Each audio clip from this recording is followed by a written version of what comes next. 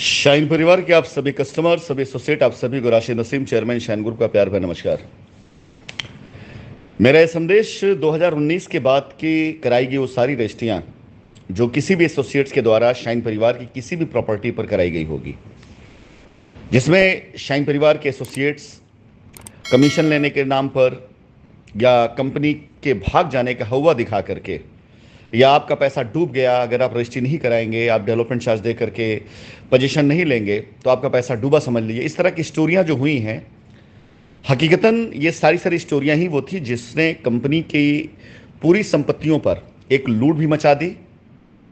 और न जाने कितने तरह के लोगों ने इसके अंदर अपनी दुकानें चलाई।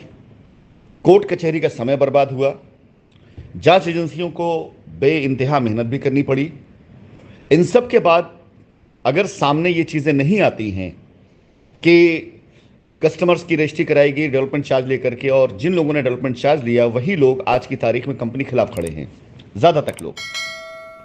अधिकतर ऐसे लोग जिन्होंने उस टाइम पर एक्टिव रोल अदा किया, यानी कंपनी की ज़मीनों पर कस्टमर को ले जाने का रोल अदा किया,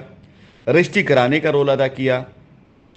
कंपनी से परमिशन मांगने के नाम पर, कंपनी से पेपर आएगा, लेटर आएगा आपके नाम पर, इसके नाम पर लोगों ने आपसे वहां वसूलियां करी, साइटों पर कुर्सी मेज लगाकर बैठे, गाड़ियों का जत्था लेकर गए, वहां पर ये दिखाने की कोशिश करी कि पूरी साइट हमारे कब्जे में है, हमारे पास है, और कंपनी ने हमें परमिट किया, ऑथराइज किया है कि हम इसको आपके नाम पर इसकी रजिस्ट्री कर सकते। इस तरह की आडंबर करके बहुत से लोगों ने वहां पर करोड़ों रुपए बनाए। ये करोड़ों रुपए पूरी तरह से ब्लैक मनी है, और वहां यह कहा गया कि यह सारा पैसा दुबई जाएगा। फिलहाल उस समय तो उन्होंने ये बात कह दी, चलिए कोई बात नहीं। अब अगर उनमें यह दम होगा, यह हिम्मत होगी उनके अंदर, तो लीगली जाकर इस बात को कह देंगे। यानी जिसने भी आपसे यह कहकर डेवलपमेंट चार्ज लिया है कि बगैर इसकी रजिस्ट्री नहीं होगी और यह पैसा दुबई जाएगा, तो उनको बोलिए कि यही स्टेटमेंट को अगर उनमें दम है तो कानूनी तौर से एक लिखित एफिडेविट दे दे कोर्ट के अंदर कि हाँ, मैंने वहां पर डेवलपमेंट चार्ज लेकर के जो काम किया है वो कंपनी के कहने पे किया है और कंपनी ने सारा पैसा दुबई मंगा लिया है। अगर उनमें दम है ये लिख करके दे दें, मैं मान लूंगा इस बात को। क्योंकि माय डियर, ये जो ऑर्डर की कॉपी का एक छोटा सा पार्ट मैंने आपको भेजा है, ये ऐसे हर एक एसोसिएट के लिए गले की फांस है जिसने 2019 में कंपनी के भाग जाने के नाम पर अपने कस्टमर्स या बाहरी कस्टमर्स को ला करके साइट पर डेवलपमेंट चार्ज लेकर के उसे एंजॉय करते हुए, कंपनी को बदनाम करते हुए जिसने भी मौज काटी है, उन सब के लिए यह कोर्ट का ऑर्डर एक बहुत बड़ी गले का फांस बनने जा रहा है। क्योंकि बाकायदा इस ऑर्डर के अंदर ये लिखा हुआ है, किसी टेक्निकल और कोई पर्सनल रीजन से मैंने इस ऑर्डर को पूरी तरीके से शेयर नहीं किया है, लेकिन 2019 के बाद की ही रजिस्ट्रियों का इसमें जिक्र है, और उसमें कोर्ट ने इस बात को माना है कि ये जो रजिस्ट्रियां हुई हैं वो कंपनी की जमीन को छिपाने के लिए या ट्रांसफर कर दें ताकि एजेंसीज की नजर में ना आने पाए, या ट्रांसफर कर दें ताकि किसी को पता ना चले कि कंपनी की लैंड थी और आप उसके सहभागी बन रहे हैं। और इसी लाइन को जिस तरह से एलिब्रेट आगे किया गया है, वो हर उस कस्टमर के लिए जो आज नहीं चेतेगा, आज नहीं समझेगा और आज कंपनी संपर्क नहीं करेगा, क्योंकि आप सबकी कोई गलती नहीं है, आपकी कोई गलती नहीं है तब तक जब तक अभी इस मैटर को मैं कानूनी तौर पे नहीं लेके जा रहा हूं। उससे पहले आपके वर्जन, आपकी स्टेटमेंट, आपकी चीजें मुझ तक आती हैं, तो जब मैं इन सारी चीजों पर एक्शन लेना शुरू करूंगा तो उस वर्जन को, उस स्टेटमेंट को इस प्रकार से देखा जाएगा कि आपकी जानकारी में नहीं था, ये आपको बाकायदा पूरा मौका दिया गया है। लेकिन जिस दिन यह मैटर मैं कानूनी पटल पे ला दूंगा, ये ऑर्डर की कॉपी के साथ में, कि कोर्ट ने जो टिप्पणी दी है कि ऐसी जमीनों की रजिस्ट्रियां इसलिए कराई गई क्योंकि कुछ लोग ऐसे थे जो कंपनी की जमीन को हटाना चाहते थे। स्मोक स्क्रीन का मतलब है कि कुछ ऐसा वो करना चाहते थे कि लोगों की नजर ना पड़े कि कंपनी की जमीनें हैं और एजेंसी की नजर ना पड़े। यानी आपने पूरी तरीके से 2019 के बाद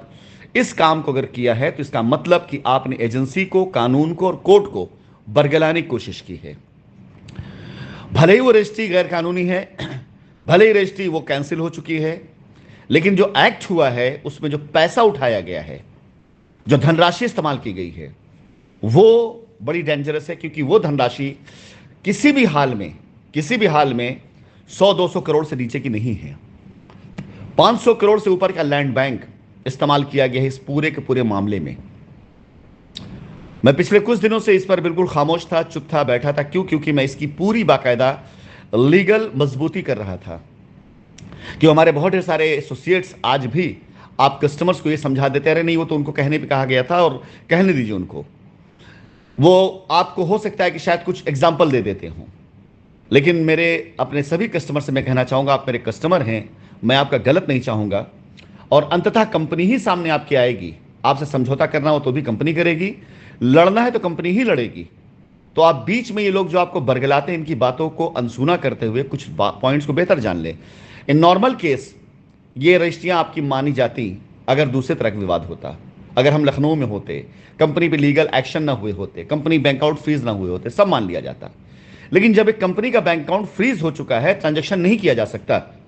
कंपनी के ऊपर लीगल एक्शन हो रहे हैं, कंपनी के मैनेजमेंट को भगौड़ा घोषित कर दिया गया है, कंपनी मैनेजमेंट वहां है ही नहीं, मौजूद ही नहीं है, कंपनी भाग चुकी है, कंपनी के डायरेक्टर जेल के अंदर मौजूद हैं, उसके बाद का ये रजिस्ट्री कराना ये क्राइम है अगर कंपनी इसमें सहमति नहीं देती है। तो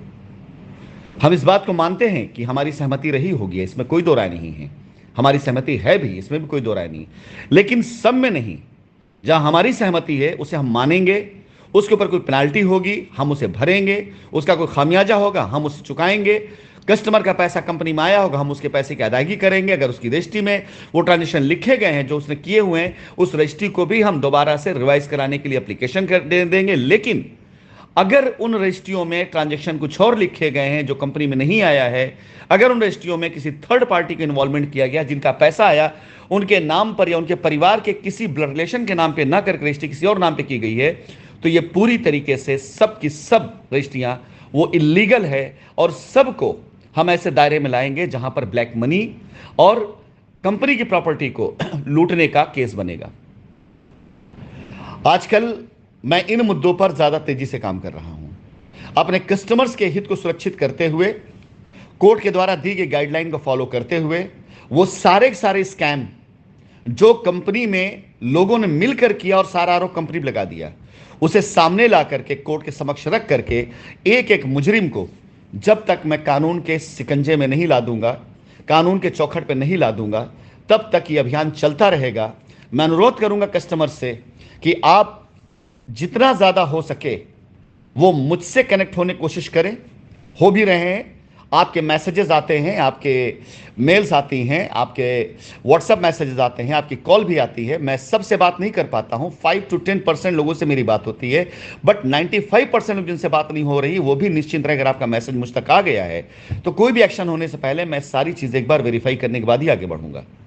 लेकिन अगर आप मुझसे कनेक्ट नहीं रहेंगे, किसी एसोसिएट के बहकावे में आकर के आप कोई भी ऐसा फैसला लेते हैं जो आपके लिए हितकारी नहीं है, तो आने वाले वक्त में उसकी जिम्मेदारी सिर्फ और सिर्फ आपकी होगी। ये मेरे वॉइस रिकॉर्डिंग, मेरी सारी मीटिंग, ये सबूत होंगे इस बात का कि कंपनी ने बार बार कोशिश करी आप तक अपना संदेश पहुंचाने के लिए, लेकिन आपने उसे इग्नोर किया।